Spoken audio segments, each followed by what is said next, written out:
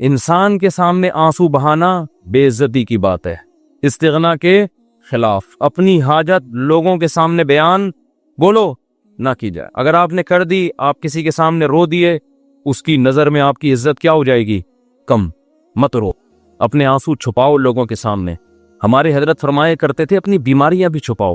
کوئی بیماری ہے کس کے بیان کرو، بولو لوگوں کا نہ کیتا ہوں میرے یہ مسئلہ، میرے گردے میں مسئلہ، میرے پھیپڑے میں مسئلہ، کسی کے سامنے بیٹھ جاؤ نا آج اپنے دکھ ایسے بیان کرے گا لپٹ کے رونے کا دل کرتا ہے اس سے، ایسے حالانکہ فٹ فاٹ ہوگا، میرے ساتھ یہ مسئلہ، میرے ساتھ یہ مسئلہ، میرے ساتھ یہ مسئلہ۔ ابے بھائی تیرے ساتھ کوئی اچھا کام بھی قدرت نے کیا ہے؟ حضرت حکیم الامہ مولانا اشرف علی تھانوی رحمہ اللہ تعالیٰ کو حضرت ڈاکٹر عبدالحی صاحب رحمہ اللہ نے خط لکھا، مسئلے لکھے نا، حضرت یہ مسئلہ، یہ ٹینشن، یہ پریشانی، آپ دعا فرمائے۔ تو انہوں نے لکھا افسوس ساری ناشکری کی باتیں لکھی ہیں، شکر کا ایک جملہ بھی بولو نہیں لکھ۔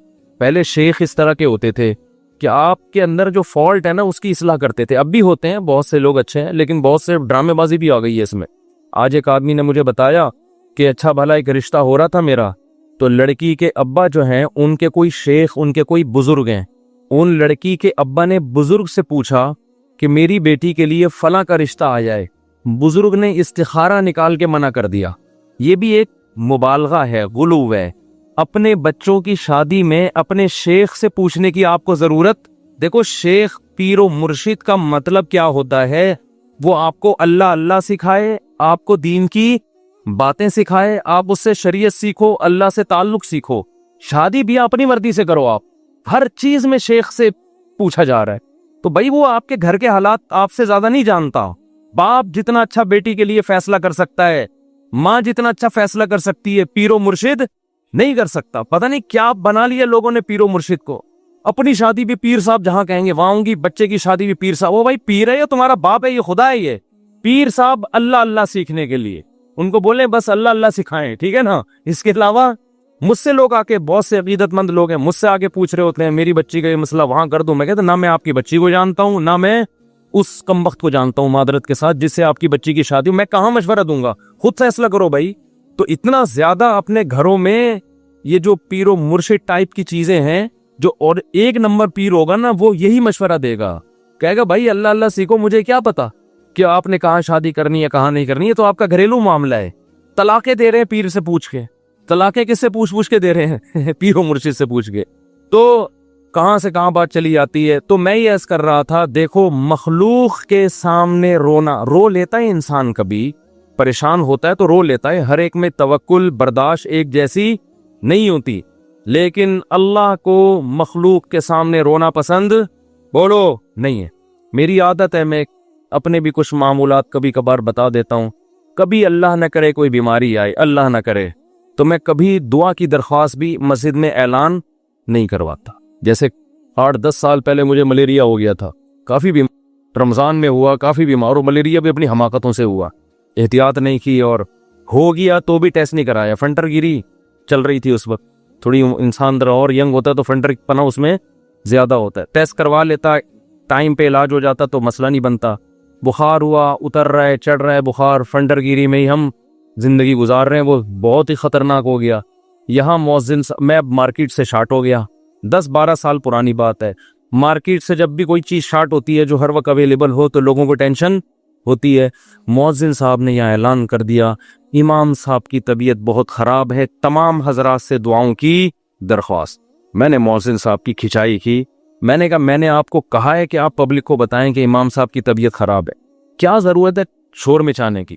طبیعت کا ٹھیک ہونا، طبیعت کا خراب ہونا، یہ سب چیزیں نیچرل ہیں، نارمل ہیں، کبھی ٹھیک ہوگا، کبھی خراب ہوگا، کبھی مرے گا، کبھی جیے گا، ہر چیز کی مسجد سے اناؤنسمنٹ، پھر لوگوں کے فون آنا شروع، سنا ہے آپ بیمار ہو گئے، وہ ایک درد سر بن جاتا ہے انسان کے لیے۔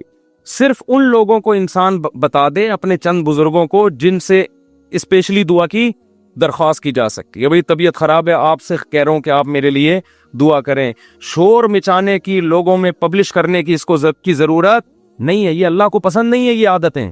آج اب دیکھو آبادی بڑھ رہی ہے نا، میں ہر نماز میں کوئی پرچی آ رہی ہوتے میرے فلاں کا بیمار ہے ان کے لیے دعا کراتے، میرے چچا کی طبیعت خراب ہے ان کے لیے دعا کرا دیں، میرے فلاں کا انتقال ہو گیا ان کے لیے دعا کرا دیں۔ اس کا کیا ہوتا ہے, میرے دماغ میں ان کا نام رکھنا مشکل ہو جاتا ہے. نام رکھنا کیا ہو گیا, بس ٹھیک, الحمدللہ, اللہ کا گلے کا توخ, ایک توخ ختم ہو گیا. تو ایک دن ایسا ہوا, فجر کے بعد پرچی, ظہر کے بعد پرچی, اب میں پوری نماز میں بندے کا نام دماغ میں رکھا ہوا ہے کہ وسیم سجاد جو حلیم کی دیگ والے ہیں, ان کی طبیعت سیٹنگ چل رہی, نماز کے بعد دعا کرانی, کیونکہ نہیں کرو پھر لوگ ناراض ہوتے ہیں. آپ کو بولا تھا ان کے لیے دعا کراؤ, یا تو پرچی وہاں لے جا کے رکھ دینا, زبانی میں اور ٹینشن. ایک دن ایسا ہی ہو گیا, مجھے پاس ایک ظہر میں ایک صاحب آئے کہ جی وہ فلاں کی طبیعت خراب ہے. میں نے کہا یار میں ہول سیل کے حساب سے دعا مانگ لوں گا, اے اللہ جس کی بھی طبیعت خراب ہے ٹھیک کر دے یا عافیت سے اٹھا لے. نہیں یہ تو نہیں میں نے کہا, خیر ٹھیک کر دے اس کو.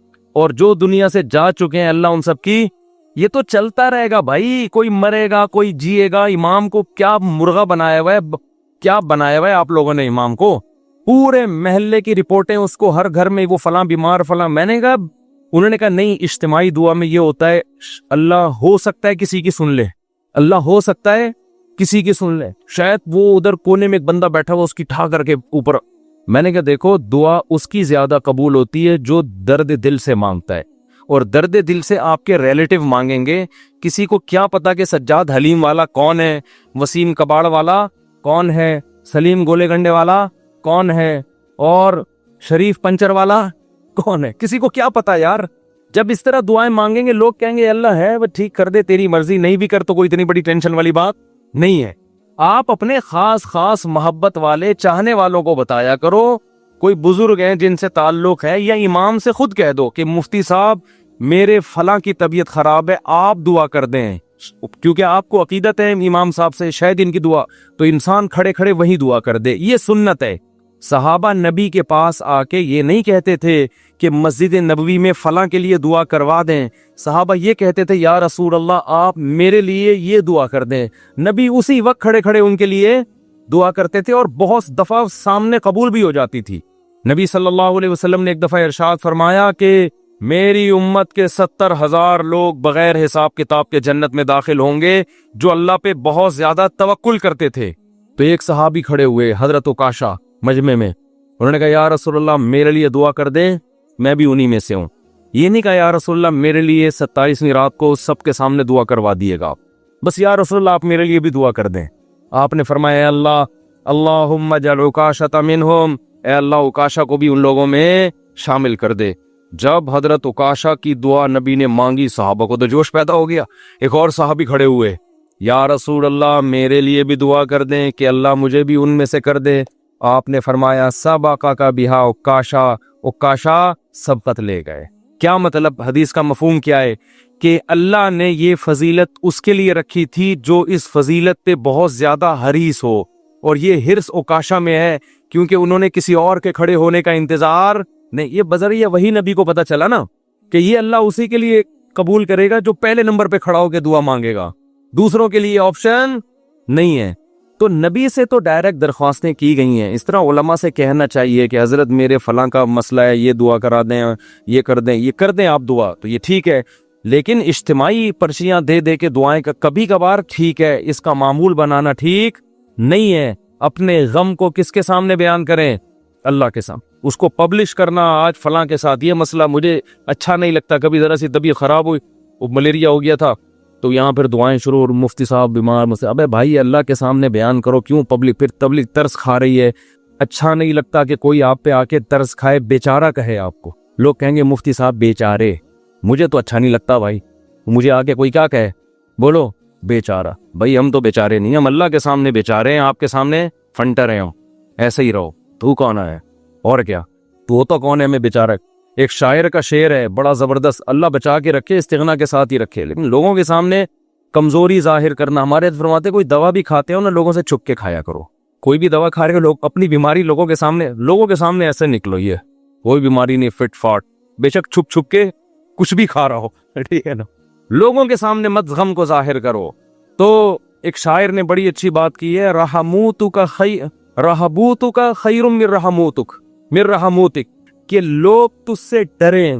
یہ بھی غلط ہے نا, ظالم سے لوگ ڈرتے ہیں نا, لوگ تجھ سے ڈریں, لوگوں کے دل میں تیرا خوف ہو, یہ غلط ہے. لیکن اس سے بہتر ہے کہ لوگ تجھ پہ ترس کھائیں.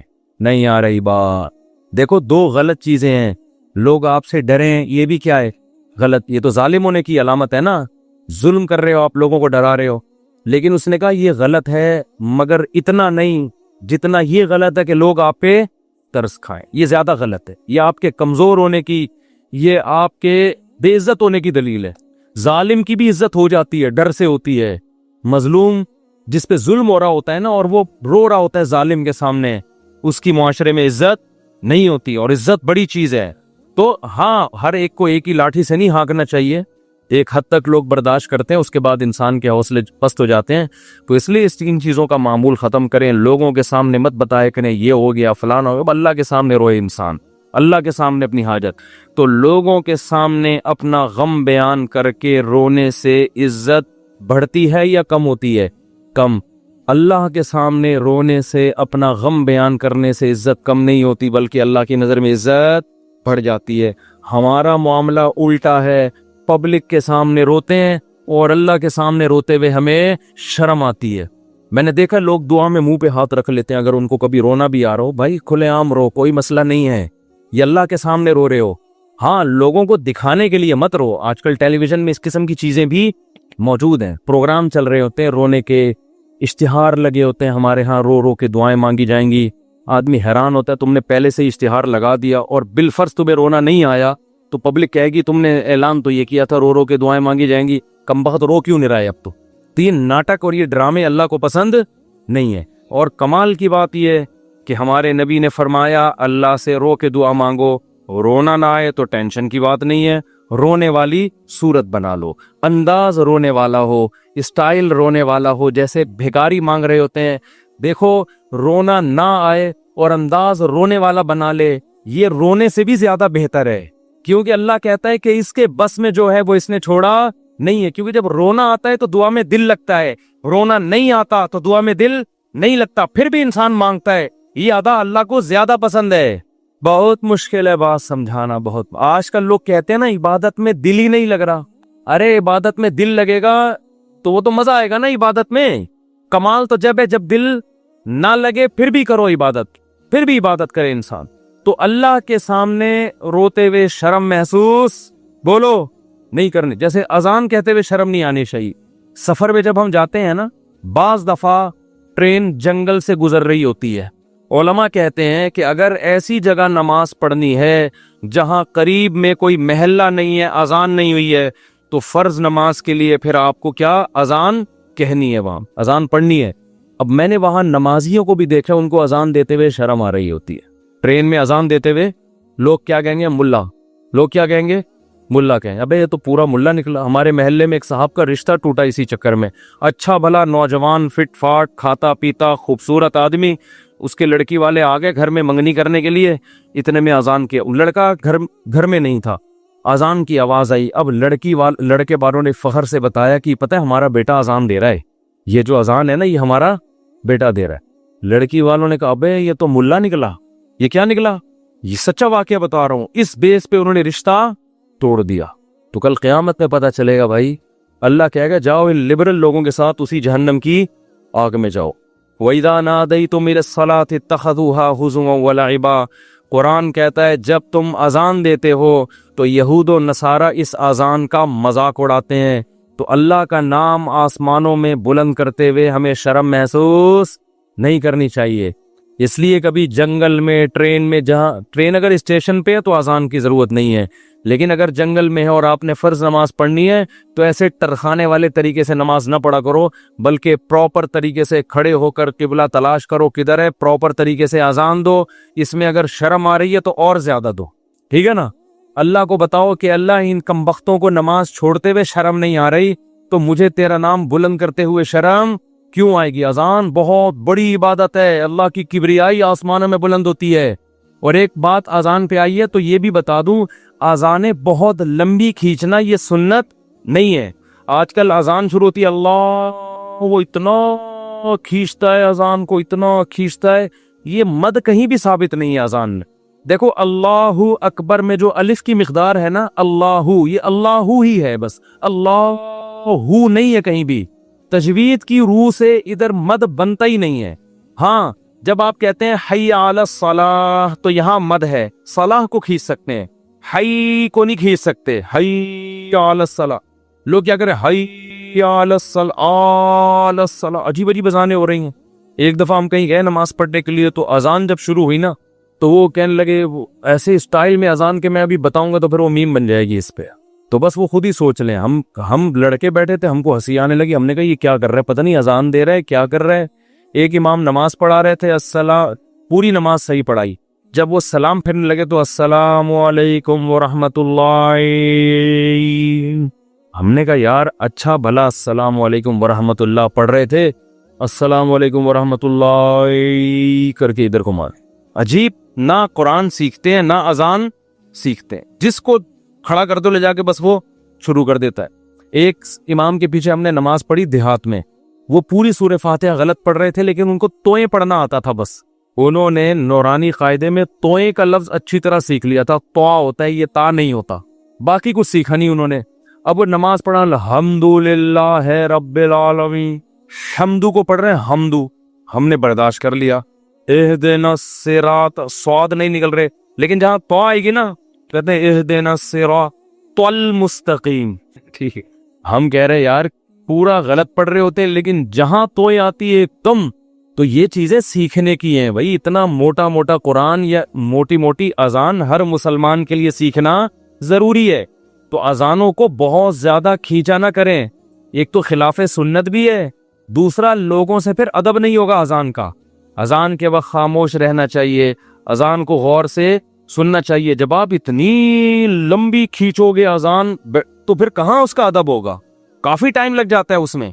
मुख्तसर अजान दे, मुख्तसर, अल्लाहु अकबर, फिर अल्लाहु अकबर, बस अशहदु अल्ला इलाहा इल्लल्लाह। ला पे मद है, इला पे नहीं है।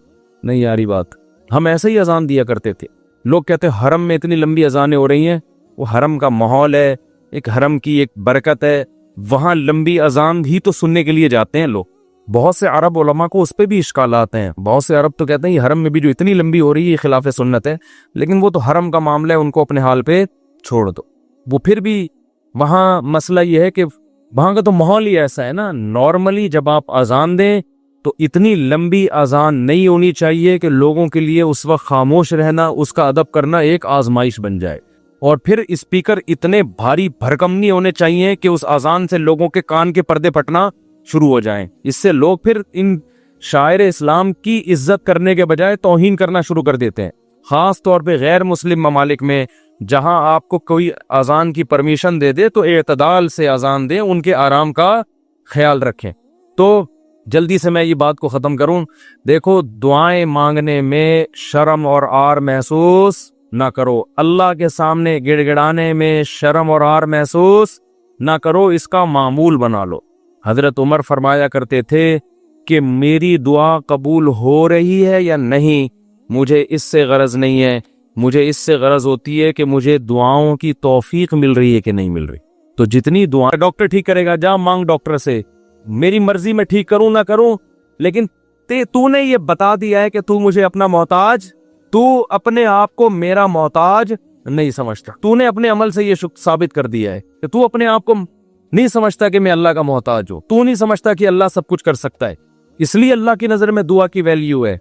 अगर आपका कोई मसला अटका हुआ है और आप उसके असबाब इख्तियार करते हो, दुआ नहीं मांगते, अल्लाह कहते तेरा ये ख्याल है कि मसले मैं दूर नहीं कर सकता, मसले तेरे गवर्नमेंट दूर करेगी, तो ये तकब्बुर है जो आपको सजा का जरिया बनेगा और बरकतें छीन लेगा आपकी जिंदगी से। इसलिए कुरान के अल्फाज देखो, वक़ाल रब्बुकुम उदऊनी अस्तजिब लकुम। अल्लाह कहते हैं कि मुझसे दुआ मांगो, मैं तुम्हारी दुआ को कबूल करूंगा। ठीक है भाई, ये ऑप्शन है ना। आप बताओ जब कोई गवर्नमेंट किसी को कोई ऑप्शन देती है या कोई बेनिफिट्स देती है तो गन पॉइंट पे थोड़ी देती है भाई। गवर्नमेंट ने ये कहा कि कर्जा मिलेगा बगैर सूद के, गरीब लोगों को चाहिए अपना मकान बनाए, ये कहेगी ना गवर्नमेंट। आगे धमकी तो नहीं देगी, जिसने कर्जा नहीं लिया ना हमसे मकान बनाने के लिए, उसको शूट कर दिया जाएगा, ऐसी धमकी देगी कभी?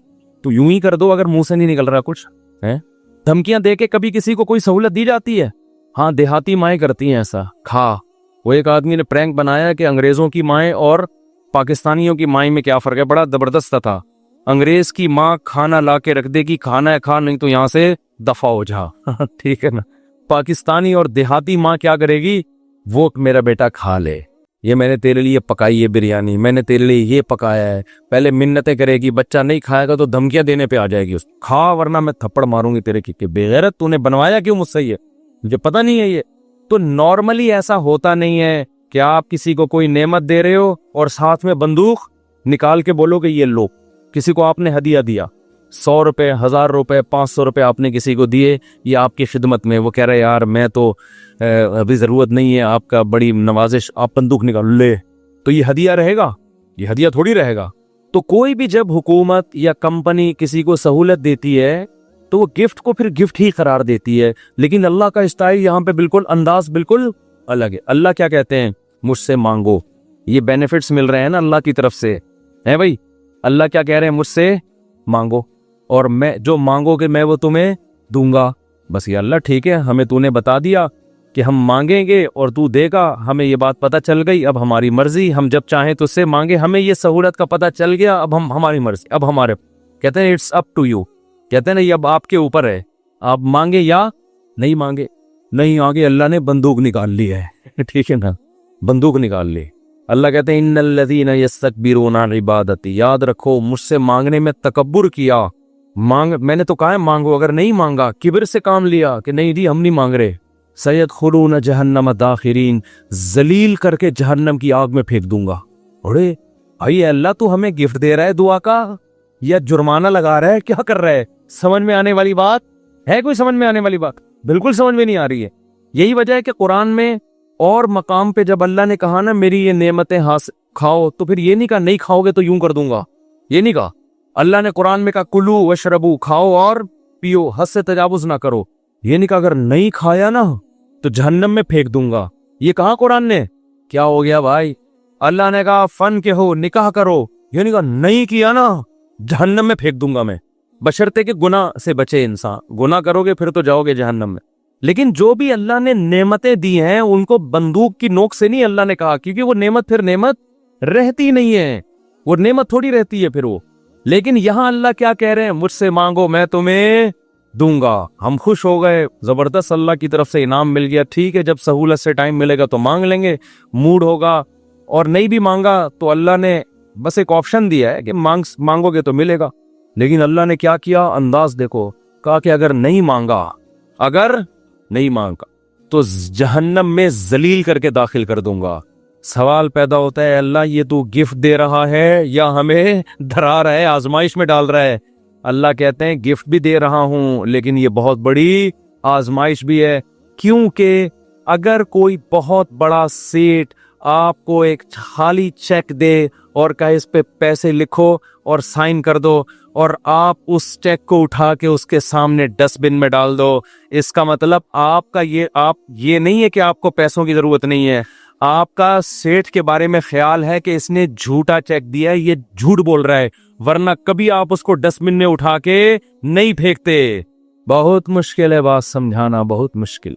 आप गरीब हैं, खाने को रोटी नहीं है, एक सेठ ने आके आपको एक सोने की डली पकड़ाती, कहा ले मौज करिए, करोड़ों रुपए की है, आपने उठा के उसको आपने कहा आपने अच्छी ऑफर की मुझे, बहुत अच्छा तोहफा है, बहुत खुशी हुई, अब आप जा सकते हैं। बेगम से कहा इसको कचरे में फेंक दो। सेठ को पता चलेगा ना तो वो कहेगा बेटा तू इतना बड़ा सेठ तो है नहीं कि तुझे इसकी जरूरत ना हो, ये तो मैं जानता हूँ, खाने को तेरे पास रोटी नहीं है, ये जो तूने इसको डस्टबिन में फेंका है ना ये इसकी अलामत है, तू मुझे झूठा समझता है कि मैंने तुझे जो सोने की डली दी है वो सोने की नहीं है, उस पे सोने का पानी चढ़ा हुआ है, तो ये किसके झूठ बोलने, ये असल में तू मेरे ऊपर इल्जाम लगा रहा है। अल्लाह कहते हैं मांगो, अल्लाह को पता है कि हम सब मोहताज हैं, हमारे दर्जनों मसाइल हैं, ऐसा दुनिया में कोई नहीं है जिसके सारे मसले हल हो गए। मसला हल होता है तो 20 मसले पैदा करके हल होता है वो। अब देखो कितने मसाइल हैं, किसी कोई बेरोजगार है, पैसे नहीं है, पैसे आ गए तो खतरात बढ़ गए, डकैती का खतरा, पैसे आ गए तो 10 मसाइल खड़े हो गए, और कोई मसला खड़ा हो गया, गुर्दे का मसला ठीक हुआ, हार्ट का पेशेंट बन गया, और 20 किस्म के मसाइल है ना, सब कुछ ठीक है तो फिर भी सुकून नहीं है जिंदगी में, नींद नहीं आ रही, नींद की गोलियां खा के सो रहे हैं। दुनिया में टेंशन लेस आदमी कोई भी नहीं है। अब अल्लाह ने कहा मांगो। अब हमें अल्लाह ने ब्लैंक चेक दे दिया है कि जो लिखोगे मैं दे दूंगा तुम्हें। आपने अल्लाह की इस ऑप्शन को, अल्लाह की इस नेमत को उठा के डस्टबिन में फेंक दिया। आप हर एक के दर पे जाके अपनी हाजतें बयान करते हो। कभी थाने में पहुंचे हुए होते हो, कभी डीसी ऑफिस पहुंचे हुए होते हो, कभी डीएसपी के पास पहुंचे हुए होते हो, कभी वजीर आजम से राब्ते की कोशिश में, कभी मस्जिद के इमाम से आके कह रहे होते चुड़ैल आ गई है, कोई दम दरूद करके उसको भगा दो घर से। 10 किस्म के, लेकिन अल्लाह का दरवाजा खटखटाने के लिए तैयार नहीं हो तो ये इसकी अलामत नहीं है कि आपके मसाइल हल हो गए। ये इसकी अलामत है कि आपने अल्लाह की ऑफर को हल्का समझा है। अल्लाह को माज अल्लाह आपने झूठा समझा है। अल्लाह को माज अल्लाह आपने उसका बयान को सियासी बयान समझा है। लेकिन जो ईमान वाले लोग हैं वो अल्लाह की इस ऑफर से फायदा उठाते हैं। किताबों में लिखा है कि याकूब अलैहिस्सलाम के बेटे जब उनसे बिछड़े थे, इतनी अल्लाह से दुआएं मांगी कि उनके घुटने सजदे में गिर गिर के दुआएं मांग मांग के उनके घुटनों और बाजुओं पे निशान पड़ गए थे। वो अंबिया बहुत दुआएं मांगते हैं, हर बात में दुआ, हर बात में दुआ। कुरान कहता है मुजाहिदीन जो मैदान जंग में लड़ाई के लिए उतरते हैं वो क्या दुआ मांगते थे? रब्बना अफरिग अलैना सब्रन वसब्बित अक़दामना, ऐ अल्लाह हमारे ऊपर सब्र को उंडेल दे, हमारे कदमों को मजबूती से जमा दे और हमें इन दुश्मनों पर फतह दे। तमाम असबाब वसाइल के साथ उतरे हैं, मगर दुआएं किससे मांग रहे हैं? अल्लाह से। बदर में देखो अल्लाह ने हमारे नबी से वादा किया था मदद करूंगा, लेकिन सहाबा कहते हैं नबी पूरी रात मुसल्ले पे सरदे में रोते रहे हैं, अल्लाह से मदद की दुआएं मांगते रहे हैं। हालांकि अल्लाह ने तो मदद का वादा किया है, फिर भी मांग रहे हैं। ऐ अल्लाह अगर ये 313 शहीद हो गए तो तेरी दुनिया में इबादत करने वाला कोई भी नहीं होगा। अल्लाह को वास्ते भी दे रहे हैं। जहां पैगंबरों के साथ कोई ज़करिया अलैहिस्सलाम की औलाद नहीं, अल्लाह से औलाद मांग रहे, पूरी जिंदगी इसी में गुजर गई, बुढ़ापे में जाके औलाद मिली है। तो सारे पैगंबरों का अल्लाह ने यही तस्करा किया, हर बात में दुआ। सुलेमान अलैहिस्सलाम जो हाजत पूरी हो रही है फौरन क्या कर रहे हैं? अल्लाह से दुआ। अय्यूब अलैहिस्सलाम परेशानियों में, जिंदगी टेंशनों में, बीमारियों में, कुरान कहते हैं अल्लाह से हाथ उठा के दुआएं मांगते थे। अन्नी मस्सनी अद्दुर, ऐ अल्लाह बहुत परेशानी में हूँ। अंत अरहमुर राहिमीन, तू सबसे ज्यादा रहम करने वाला। पैगंबरों को इससे गरज नहीं होता, इससे गरज नहीं होती कि दुआ कबूल हो रही है या नहीं हो रही। वो कहते हैं हम मांगते रहें बस, हमारा काम क्या है। और याद रखो जब कबूल ना हो रही हो ना, फिर मांगने का मजा है। मजा कब है? आपके कैसी उल्टी उल्टी बातें करने के लिए मुस्ताफ ने बुलाया हुआ है। कबूल ना हो रही हो ना तो फिर है मांगना, तभी तो ये इसकी अलामत है कि आपका अल्लाह पे ईमान है और वही कबूल होती है। बाज दफा आप अल्लाह से जो चीज मांगते हैं अल्लाह वो नहीं देता, उसका ऑल्टरनेट दे देता है। एक साहब का फोन आया, मुझे किसी से इश्क हुआ है और मैं दुआएं मांग मांग के थक गया, फिर भी नहीं हो रही शादी। आजकल तो लड़कों के यही मसाइल है, मांग मांग के दुआएं थक गया। तो आप कहते हैं दुआएं कबूल होती हैं, मैं तो फिर इस पे और तड़का लगा देता हूं।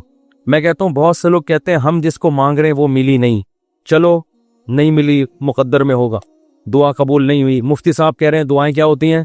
कबूल। लेकिन उसकी कहीं और शादी की खबर हमें मिल रही है। तो अल्लाह अगर दुआ कबूल नहीं करता तो कम से कम ऐसा तो ना करे ना कि उसकी कहीं शादी हो रही है और हमें इत्तला मिल रही है। खुशी खुशी लोग बता रहे हैं तुम्हें पता है उसकी शादी हो गई, चलो यहां तक भी बात समझ में आती है। उसके बच्चा हुआ, हमें इत्तला दी जा रही है आके, अरे तुम्हें खुशखबरी सुनाए वसीम भाई, कोई वसीम बैठे हो तो माजरत, तुम्हें पता है वो जो तुम्हारी क्लास फेलो थी उसकी एक जगह शादी हो गई थी, उसके माशाल्लाह आज बेटा पैदा हुआ है। और इंसान तपता यार, हमने तो लैलतुल कदर में दुआएं मांगी थी हमें मिल जाए, और उधर भी चले भी वहां गई और उसके बच्चा भी पैदा हो गया। और तबाही उस वक्त आती है जब वो बच्चा समझदार होके आपको मामू कहना शुरू करते हैं। हकीकत बात, जब आप उनके घर जाए मिलने के लिए और वो आपकी पुरानी गर्लफ्रेंड बच्चे को तारुफ करवा रही हो, तुम्हारे मामू लगते हैं ये रिश्ते में, हकीकी तो नहीं है लेकिन रिश्ते में क्या लगते हैं? मामू। तो आप कहोगे यार ये दुआएं कबूल हो रही है या क्या हो रहा है? ये तो इस तरह भी होती हैं। तो ऐसे लोगों को मैं कहता हूं कि जो ये मायूस होते हैं ना, ये कबूल तो नहीं हो रही। ओ भाई, तो दुनिया में एक ही औरत पैदा हुई है क्या? अल्लाह के इल्म में ये बात थी कि वो तेरे लिए नुकसानदेह थी, हर चीज तुम्हारे लिए नहीं है। कुरान क्या कहते हैं? आसान तकरहू शैअन, बहुत सी चीजों को तुम पसंद नहीं करते लेकिन अल्लाह ने उसमें खैर रखी होती है। बहुत सी चीजों को तुम पसंद करते हो, अल्लाह ने उसमें तुम्हारे लिए खैर नहीं रखी होती। वल्लाहु यालम, अल्लाह कहते हैं मुझे पता है। वअंतुम ला तालमून, तुम जाहिल हो, तुम नहीं जानते, अल्लाह से आगे निकलने की कोशिश मत करो। सूरह कहफ में वाकया नहीं है क्या कि हजरत खजिर अलैहिस्सलाम ने एक नौजवान बच्चे को कत्ल कर दिया था। मूसा अलैहिस्सलाम ने पूछा क्यों मारा, इनमें माँ बाप का क्या कसूर था? फरमाया ये बच्चा बड़ा होकर माँ बाप का बागी बनता, इसलिए अल्लाह ने उठा लिया इसको। और नेक वालदैन थे, अल्लाह इनको दूसरी औलाद देगा। अब वो वालदैन तो रो रहे होंगे, हाय हमारा बच्चा अल्लाह ने छीन लिया हमसे। भाई अल्लाह के इल्म में ये बात है कि इसके का नेमुल बदल अल्लाह तुम्हें अता करेगा, और वो ऐसा होगा जो तुम्हारी खिदमत करेगा। तो हमें नहीं पता, कुछों के औलाद नहीं होती, वो परेशान है, हो क्यों नहीं, इसी में खैर है। क्या भरोसा कोई औलाद हो और वो आप ही का सर बजाना शुरू कर दे। वो आप जो जैसा चल रहा है अल्लाह से अच्छी उम्मीद रखो, ऐ अल्लाह मेरे साथ यही ठीक, सर पे बाल उगाए ठीक है, नहीं यूं बोला करो मुझ पे टिंड सूट करती है इसलिए अल्लाह मुझे बाल नहीं दे रहा। बहुत से लोगों का मसला है बाल ही नहीं उग रहे, मालिश कर करके जैतून की मालिश है, ये आंवला खा लिया उन्होंने, लगाने के बजाय ना खाना शुरू कर दिया उन्होंने नहीं उग रहे हैं। ऐसे लोग ऐसे गंजे दुनिया में मौजूद हैं। मुझसे आके पूछ रहे होते हैं आपने क्या किया है जो आपके बाल उगाए? तो भाई हर एक के नहीं उगेंगे, ये आजमाइश है अल्लाह की तरफ से। तो इसी में सब्र करो यार, मर के क्या हो जाएंगे, खत्म। इसी में इस पे रोटियां पकाओ। जब एक बड़ा सर हो ना और बड़ी खूबसूरत सी टिंड हो, तो मेरा तो दिल करता है इसको धूप में गर्म करके इस पे चपातियां, मजा आता है। सर भी बड़ा हो और तमीज से बना हो, तो एकदम एक ऐसा ऐसा फील सा होता है। खैर ये तो मजा, उस पे एड्रेस लिख लो, कभी गुम नहीं हो गए आप। तो अगर अल्लाह ने टिंड दी है, बहुत से काम उस टिंड से लिए जा सकते हैं, एड्रेस लिख दो उस पे, तो उसका फायदा ये होगा कि कभी भी गुम नहीं होगे। खैर ये तो मैं मजाक कर रहा हूं, लेकिन अल्लाह ने जो आजमाइश मुकद्दर की है, क्या करो भाई, सब्र। खवातीन परेशान होती हैं, बच्चे मर जाते हैं बाज़ दफ़ा बचपन में। नबी ने क्या फरमाया, जिस औरत का बचपन में बच्चा मर गया और उसने सब्र किया, मैं उसके लिए जन्नत की जमानत लेता हूँ। बेसब्रे लोग अल्लाह को पसंद नहीं है। हमने अपने बचपन में ऐसी औरतें भी देखी हैं, जवान बेटा मर गया, आंसू निकल रहे हैं उनके, मैंने खुद अपनी आंखों से देखा, आंसू निकल रहे हैं माँ के, लेकिन अल्लाह से कह रही है ए अल्लाह ये आंसू मेरे इख्तियार में नहीं है इसलिए रो रही हूँ, कहीं तू मुझे बेसब्रे लोगों में शामिल ना कर लेना। मैंने ऐसी औरतें देखी हैं बचपन में, जवान बेटा मरा हुआ है और माँ रो के क्या कह रही है, अल्लाह ये मेरे इख्तियार में नहीं है इसलिए रो रही हूँ। देखो ऐसी औरतें हुआ करती थी। अब तो चीखना, चिल्लाना, वावेला करना, शोर शराबा, घरों में चीजें उठा उठा के फेंकना, इसको समझते हैं बड़ा नेक आदमी है ये दिन। तो सब्र करने वाले पसंद है। मांगते रहो मांगते रहो मांगते रहो, इस चक्कर में मत पड़ो कि कौन सी कबूल हो रही है कौन सी नहीं हो रही। हर चीज अल्लाह से मांगे। नबी ने फरमाया जूते का तस्मा भी टूट जाए तो किससे मांगो? अल्लाह से। इसका मफहूम पता है क्या है?